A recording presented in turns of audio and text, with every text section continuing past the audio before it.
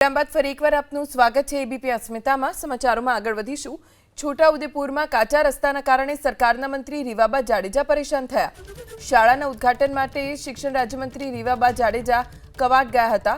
કાચા રસ્તાના કારણે મંત્રી રીવાબા જાડેજાને સ્કૂલ સુધી પહોંચવામાં મુશ્કેલી પડી। મંત્રીની ગાડી કાચા રસ્તા પરથી જઈ શકે તેમ ન હોવાથી મામલતદારની ગાડીનો ઉપયોગ કર્યો। મંત્રીને પડેલી હાલાકી બાદ પ્રશાસન એક્શનમાં આવ્યું। જેસીબીથી मार्ग पुराण बाद काफलो आंबा डूंगरना मानकुला गाम तरफ रवाना थयो। छोटाउदेपुरमां काचा रस्ताना कारणे सरकारना मंत्री રીવાબા જાડેજા परेशान थया।